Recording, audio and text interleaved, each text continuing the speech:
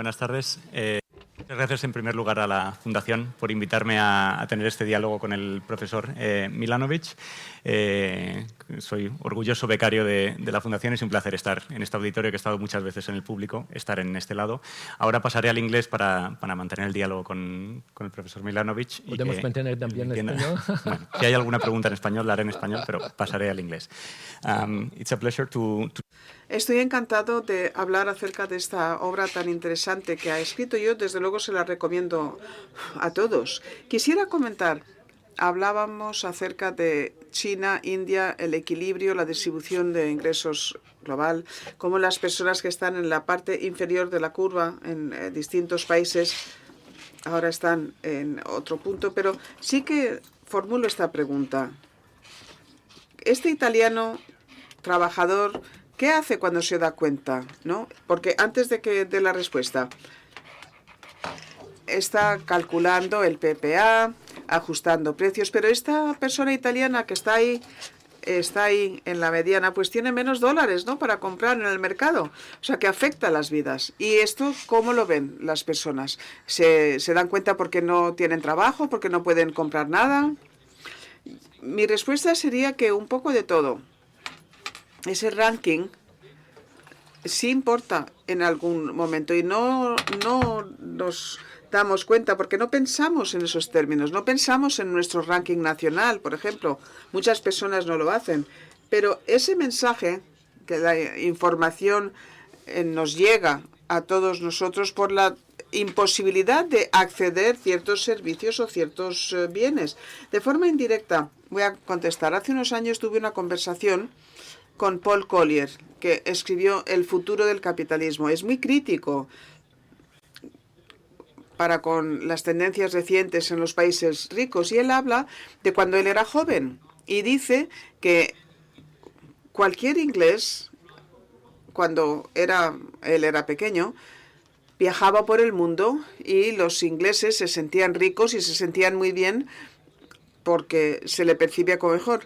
Y yo le digo, sí, estupendo para el inglés, pero no para los que admiraban y envidiaban al inglés. El inglés sabía que era rico. Con leer literatura rica acerca del colonialismo, pues todos sabían que eran muy ricos. Así que ese mensaje sí que nos llega. Y yo creo que llega en España también, pero bueno, países como España, Italia, que son muy atractivos para los extranjeros, los turistas. Pues yo vivo en Barcelona, ¿no? Y el resultado es que sube el precio de los apartamentos. Llegan los extranjeros, compran apartamentos, muchos europeos, rusos, indios también. Así que este mensaje yo creo que sí, que acaba por llegar, pero no explico las turbulencias políticas actuales solamente por estos reajustes.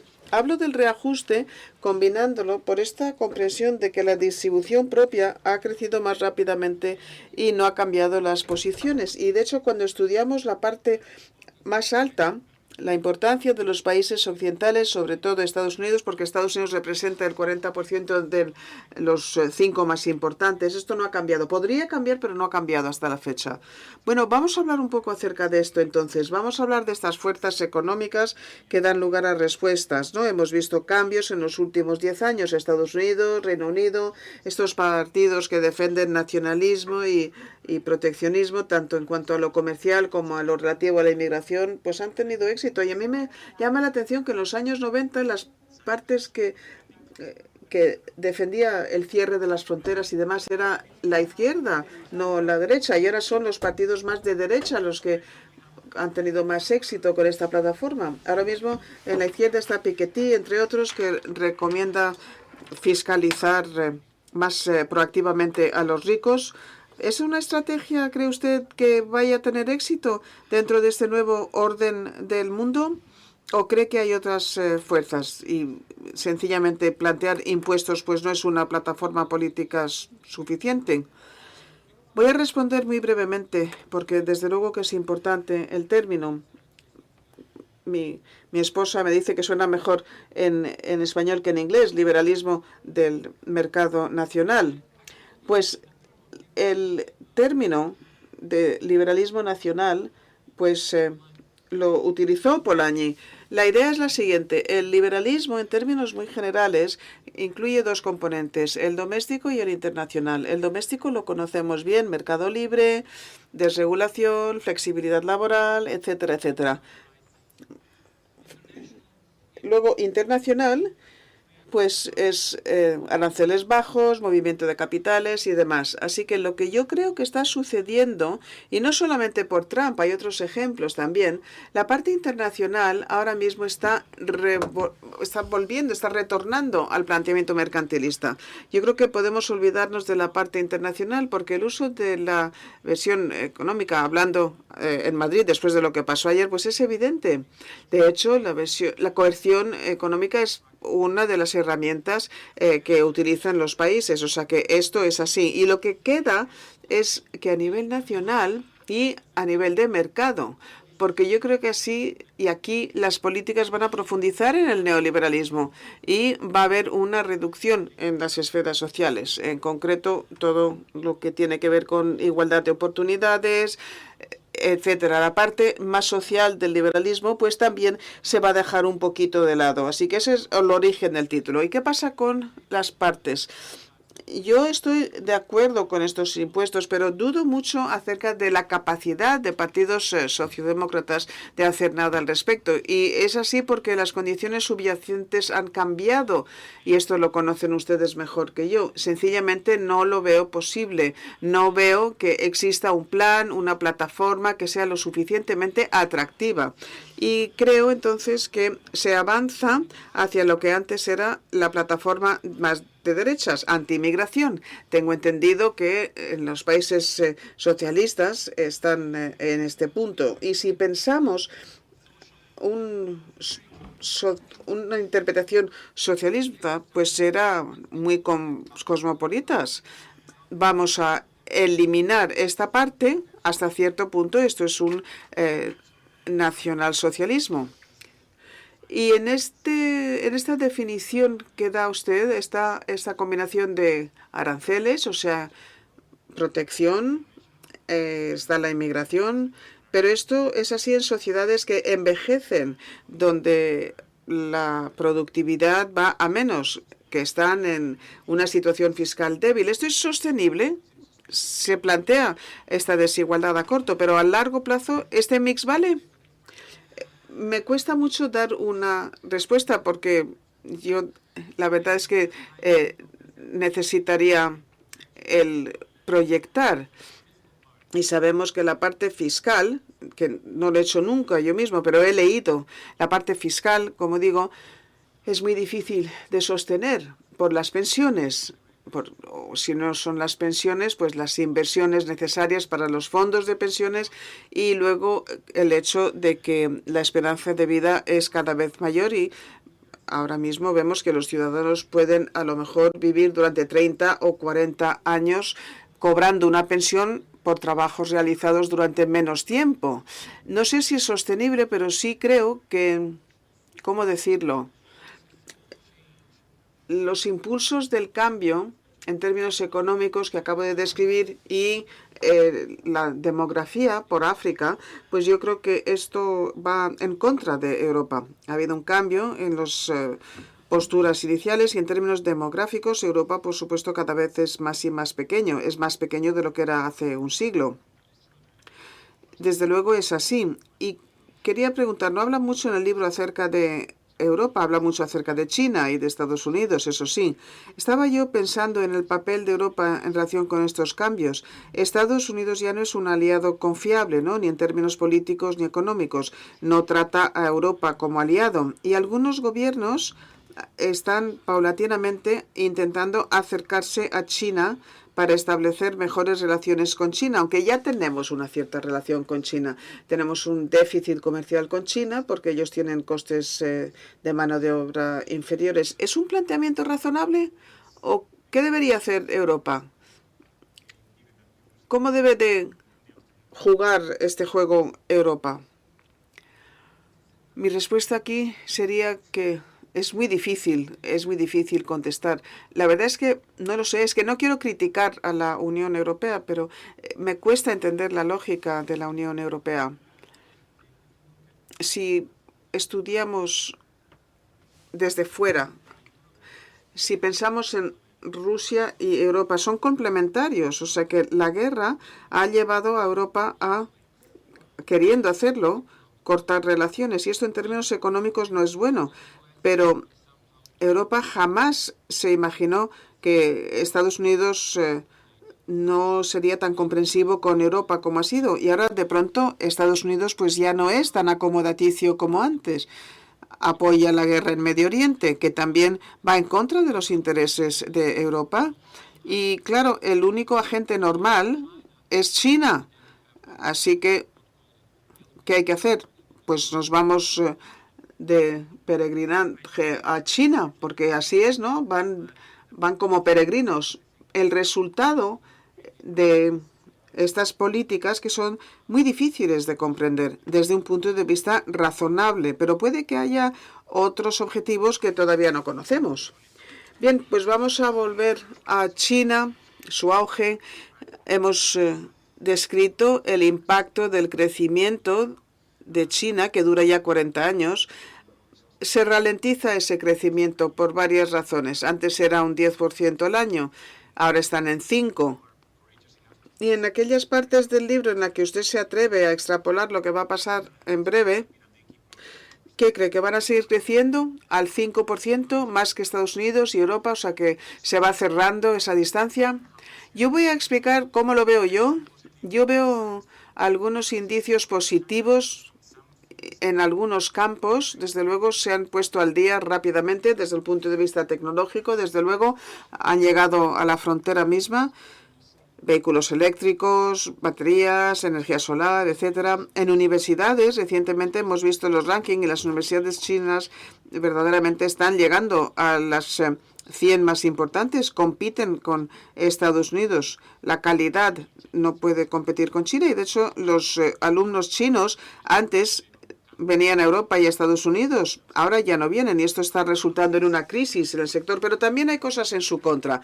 Están en el límite, así que van a avanzar más despacio. Luego también ellos tienen un problema demográfico, igual que nosotros. Su población va a menos y no sé si China a futuro, en este liberalismo, no sé si van a aceptar inmigración como hemos hecho en Europa o como han hecho en Estados Unidos para que la población crezca. Así que no. ¿Qué diría acerca del crecimiento? Bueno, pues mi respuesta sería que yo creo que el supuesto básico es que China crecería a un 2 o incluso un 3% más rápidamente que Estados Unidos. Y cuando hacemos ese cálculo, formulamos una pregunta. Y esto me parece que es interesante. Esta pregunta de el PIB per cápita, ¿cuándo va a alcanzar al de Estados Unidos? Porque el desfase sigue siendo muy notable. Y es más, si sucede, cuando suceda, China va a tener muchísimo más poder que Estados Unidos porque la población es muchísimo mayor. Pero luego podríamos formular la siguiente pregunta. ¿Cuándo va a tener China el mismo número de ricos? ¿Cuándo va a tener China? Ahora mismo hay 150 millones americanos que están ahí en la mediana, más o menos. China, ¿cuándo va a tener 150 millones de personas que están por encima de esa mediana? Ahora mismo son 40 millones. Y luego vamos a ver que China necesita una generación, es decir, 20 años, si crece al 3%. Si crece al 2%, entonces ya son casi 2 generaciones las que son necesarias, casi 40 años para alcanzar a Estados Unidos. Este es el planteamiento básico. Ya sé que es simplista. Podría ser que no sé cuáles van a ser las cifras exactamente. Son exponenciales, o sea que básicamente 4 generaciones podríamos estar hablando que hicieran falta. Pero China sigue siendo un país relativamente pobre.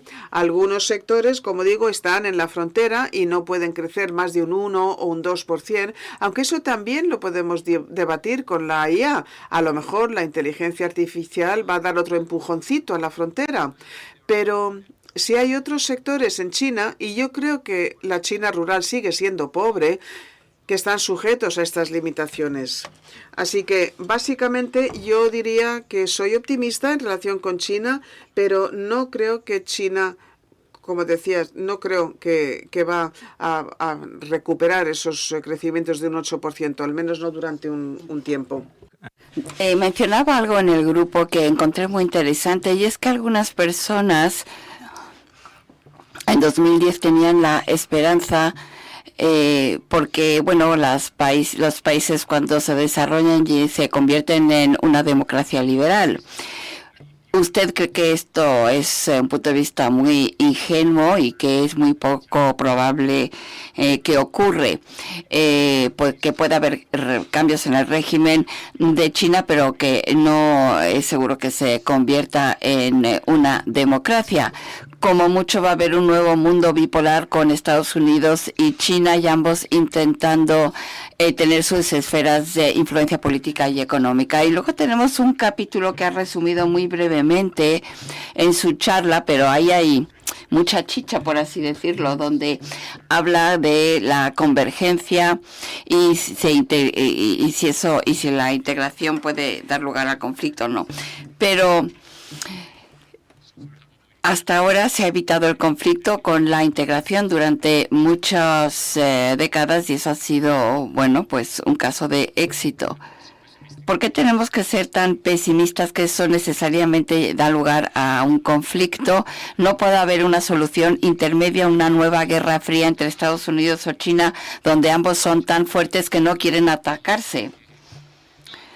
Bueno, no soy pesimista, simplemente lo dejo abierto. Pero hay dos cosas que quería mencionar en respuesta a su pregunta. La primera es, no sabemos cuál va a ser el futuro de China o de otros países, si se van a volver en democracias o no. No sé si lo notaron, pero la palabra democracia la evito en el libro porque es una de las palabras que se utiliza demasiado.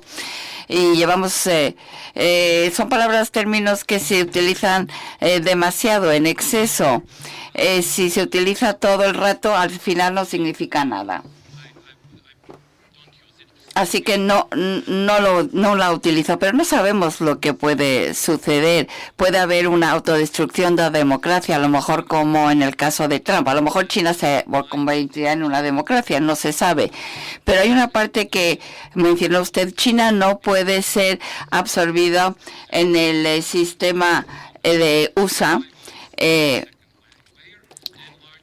Y luego luego tenemos los grandes países europeos, que es la segunda capa, pero ese sistema no podía absorber a Rusia. ¿Cómo va a poder absorber a China? Es demasiado grande. China se vuelve en una democracia o no va a aceptar un papel que no quiere desempeñar. Entonces, la absorción de China en un sistema jerárquico no es posible. Pero en Europa sí tengo que decir una cosa, no todo el mundo está de acuerdo, pero existe una teoría razonable, creo yo, de que la paz europea es una paz hegemónica. Y una hegemonía nunca quiere que otras personas que controlan empiecen a luchar. Su poder se basa en el mantenimiento de la paz. Y una vez que dicen, bueno, ya no quiero tener esta hegemonía, quiero ir a otra parte, pues el mantenimiento de paz se convierte en un problema. La integración de la Unión Europea tiene una doble interpretación. La integración de varios países, una convergencia, pero si ha aportado paz, o si la paz la ha aportado Estados Unidos, bueno, hay diferentes puntos de vista entre los politólogos y los expertos en relaciones internacionales. Ha sido muy interesante estar aquí con usted. Ha sido muy grato leer el libro. Todavía no está traducido al español. Lo pueden comprar en Kindle si compran libros electrónicos. Muchísimas gracias a la Fundación. Ha sido fantástico estar aquí. Muchas gracias a la Fundación y a usted también. Esta capacidad fantástica me ha permitido a mí conversar formulando estas extraordinarias preguntas. Muchísimas gracias.